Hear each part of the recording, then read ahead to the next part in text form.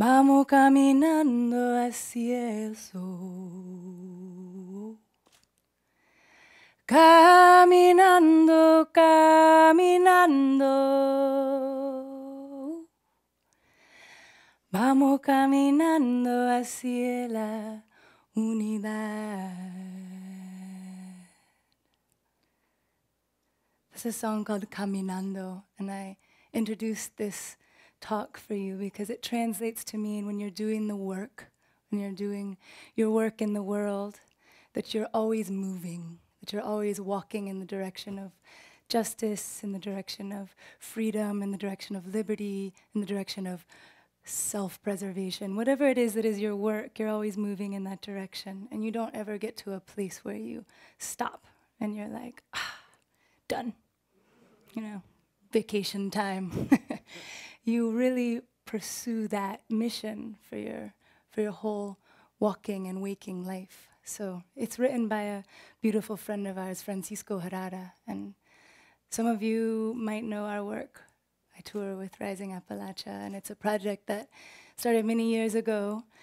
And you mostly might know the work from stage, so I want to tell you a little bit about how that project started and how it is really a very big part of this theme of exposure, vulnerability, and being raw, and also the work that we are doing with it now.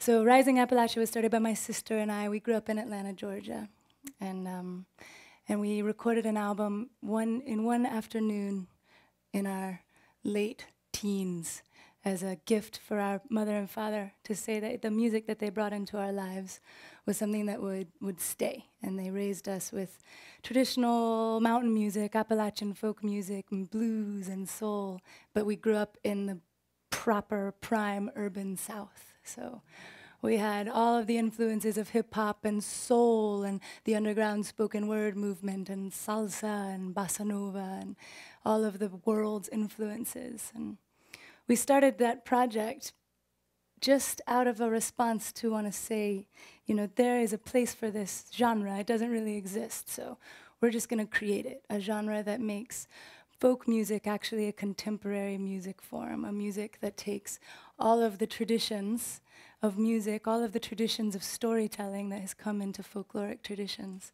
and then it preserves it and uses all of our resources, our young minds and the influences of what musics and what stories are in our heads now. So we started it just literally on our back porches to do that. And each step of the way has been a response to communities asking, inviting us to come in, saying, well, we want to hear a little bit of your story, we want to hear a little bit of that music, will you come and play?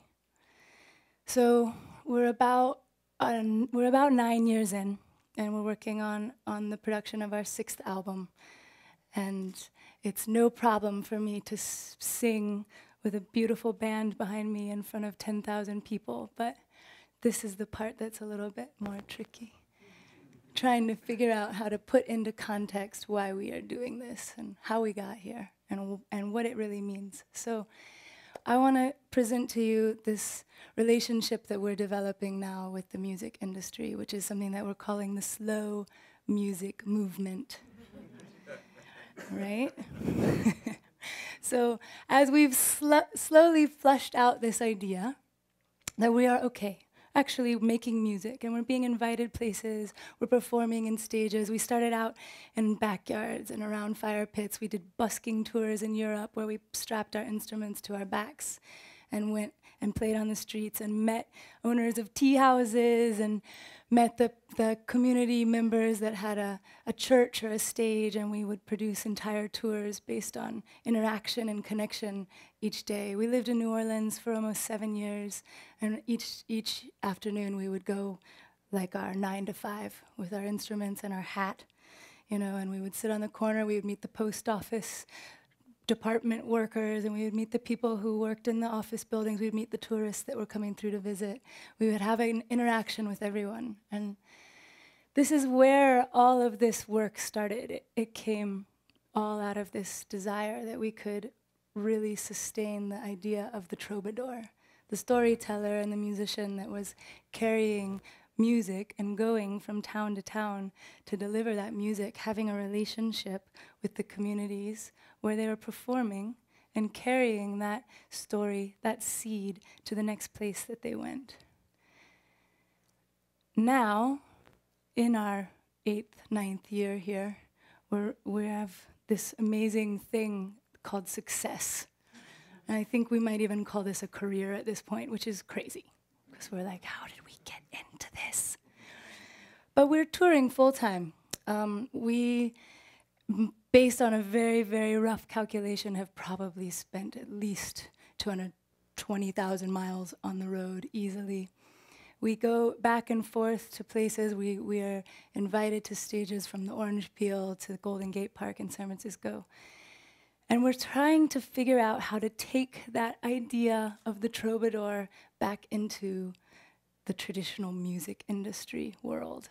So we want to really, really establish and fortify that relationship a little differently than what's being done in contemporary music. And the way that I reference it is when you go to the grocery store, if you go to Ingles, you have like regular food section, and then you have like the health food section. And if you're needing to go to the doctor, you can go to Western medicine or you can go to alternative doctors. But if you're working in the music and art industry, you have one way of going, you know? And the way to get up means that you fly across the country for every gig that's there. It means that you have a big tour bus and a whole bunch of hotels, and you're fed catered food. And we're really working hard to create a blueprint that would make an alternative, so that there starts to be a methodology to that starts to say, okay, you want to go this troubadour route. You want to take the slow movement. So we're going to start working on bringing in farm-to-table dinners so that you have a relationship when the performers come in with the farmers and the local community at the venues. We want to have a relationship so that at many of our shows, we open the doors for local nonprofits, so that each town that we arrive in, there's 3 tables, 3 nonprofits are brought in, and they're given tickets to the show for free for them and for 1 volunteer, so that the audience actually comes in and they're engaged in an experience, but then that experience doesn't just end at the end of the show and then kind of go off into the land of nebulousness. That you have a way to have a relationship with the community, the people you're dancing next to and rubbing elbows with. That you have a way to know how to be involved the next day and the next day, and how to stay actually more rooted with the community that you're celebrating with as much as the community that you're working with. We also are in relationship right now with a slow dialogue with Amtrak. We're going to call ourselves Rising Amtrak. Once they sign the dotted line. But we want to do a relationship with Amtrak so that we can start developing an alternative to jet setting, an alternative to being on the road full time in a van and in a bus, and start to investigate train tours where we go onto the rails and we stop in the towns where there's already hubs around the rail stations. And each of those hubs, we go and we do a show, we stay for a few days. We have this relationship with the community, with the educators, with the teachers, with the farmers, and then we go back to the station, hop on, and go to the next stop. This is a long work in progress. This last year, we did one of our biggest shows. It was at the Fillmore in Colorado, and we pulled in our little tiny rented minivan, which our whole band and all of our gear manages to fit in, only if we Tetris it like this and nobody breathes or moves. And we pulled into the back of the Fillmore, and all the staff came running out, and they were like, "What are you guys, the catering? You've got to go, like, the band's coming." You know, they're like, "They got to unload all their buses." And we were like, "It's us. They're the headliners. It's our minivan, we rented it." So, like, there's just this hilarious amount of like non-registering that it can actually be done in a smaller scale way.